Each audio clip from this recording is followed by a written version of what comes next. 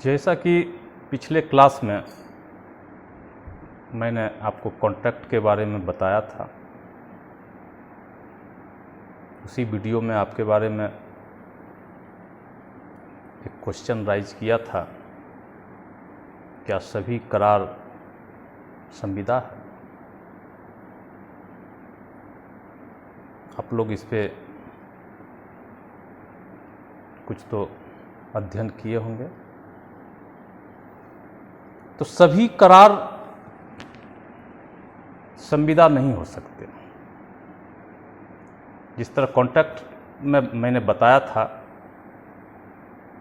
Contract की परिभाषा आपको, संविदा की परिभाषा भारतीय संविदा अधिनियम की धारा 2H में क्या दिया हुआ है। संविदा वो वैसा करार है जो विधि द्वारा प्रवर्तित करवाया जा सकता है, जिसे कानून द्वारा जिस करार को लागू करवाया जा सकता है वही संविदा है। तो सारे करार संविदा नहीं बन सकते। जिस तरह करार की परिभाषा भारतीय संविदा अधिनियम की धारा 2E में दी गई है,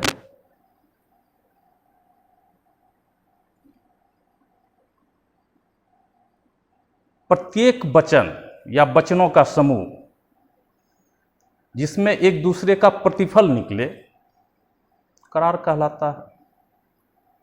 अब सबसे पहले ये समझना होगा ना कि ये वचन, ये प्रॉमिस, ये कैसे बना।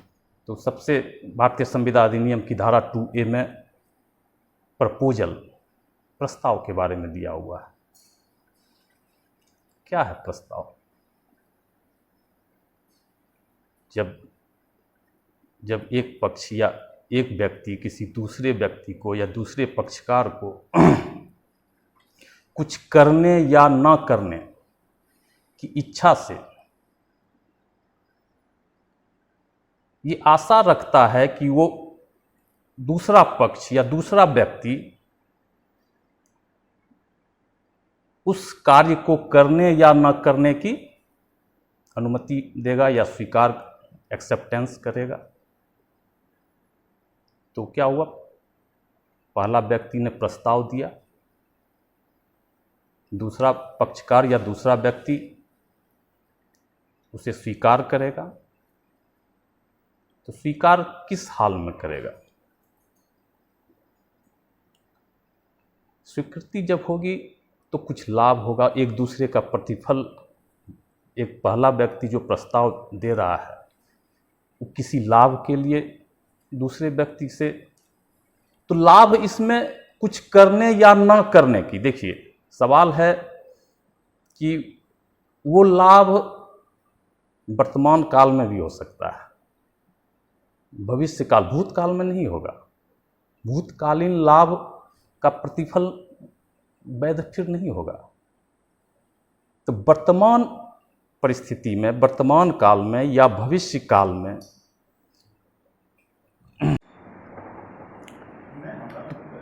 पहला व्यक्ति जो प्रस्ताव डाल रहा है, प्रस्ताव दे रहा है कुछ करने या ना करने, तो कुछ ना करने, दूसरा पक्षकार जो है उस कार्य को करने या ना करने, मतलब मीनिंग ये समझिए कि वो कार्य अगर नहीं करने का भी प्रस्ताव है तो वो भी प्रतिफल लाया उसने। भारतीय संविदा अधिनियम की धारा 2B में प्रॉमिस के बारे में दिया गया है। जब वो प्रस्ताव एक पक्ष के द्वारा दिया गया दूसरे पक्षकार को, दूसरा पक्षकार उसे एक्सेप्टेंस या स्वीकृति दी गई, तो वो प्रॉमिस बन जाता है। और वो प्रॉमिस में जब एक प्रत्येक प्रॉमिस वचनों का समूह दूसरे का प्रतिफल हो तो वो करार हो गया। भारतीय संविदा अधिनियम की धारा 10 में उसके एसेंशियल एलिमेंट्स दिए हुए हैं, आवश्यक तत्व, जो कि करार को संविदा बनाने के लिए आवश्यक है। ये सारे एसेंशियल एलिमेंट्स अगर उस करार में नहीं हो तो वो संविदा नहीं बन सकते। मैंने पिछला क्लास में आपको जैसा बताया था कि करार को विधि द्वारा लागू कराया जाना, विधि के द्वारा परिवर्तनीय हो, तभी ही वो करार जो है वो संविदा बन सकती। तो विधि के द्वारा लागू करार में वो एसेंशियल तत्व, लक्षण, वो आवश्यक तत्व, एसेंशियल एलिमेंट्स दिखना चाहिए। तो सबसे पहले मैंने बताया था कि क्या होगा। सबसे पहला कि दो पक्षकार का होना, कम से कम दो से ज़्यादा पक्षकार का होना, दोनों पक्षकारों की स्वतंत्र सहमति से करार या समझौता का होना, दोनों पक्षों करार करने की क्षमता होना, योग्य होना, मानसिक रूप से स्वस्थ होना, कानूनी रूप से योग्य होना, किसी कानून के द्वारा उसे अयोग्य न कर दिया गया हो, उस व्यक्ति को स्वस्थ मस्तिष्क का हो, नाबालिग न हो। तीसरा पॉइंट मैंने वैधानिक प्रतिफल निकलना चाहिए। मतलब कि अगर आप कोई समझौता कर रहे हैं, करार कर रहे हैं, उसमें विधिपूर्ण लाभ प्रतिफल निकलना चाहिए और वैधानिक उद्देश्य के लिए किया जाना चाहिए। ये नहीं कि मजाक का करार को मजाक बना दिए हैं, संविदा हम मजाक में रूप में बना दिए हैं, और किसी कानून के द्वारा उस करार को व्यर्थ न घोषित किया गया हो। और जैसा कि जिस कानून के अनुसार से अगर आपको कि साक्ष्य की आवश्यकता है, उसे रजिस्टर्ड किया जाना है, जैसे ज़मीन का मैंने बताया था कि रजिस्ट्री आपको कराना होगा तो उसमें साक्ष्य की आवश्यकता होगी, उसे रजिस्टर्ड कराना अति आवश्यक है।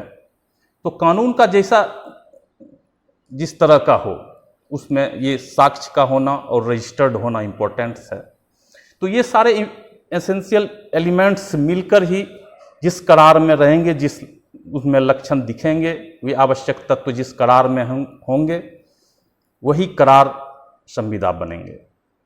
इसलिए सभी करार संविदा नहीं हो सकते हैं, लेकिन सभी संविदा करार हो सकते हैं।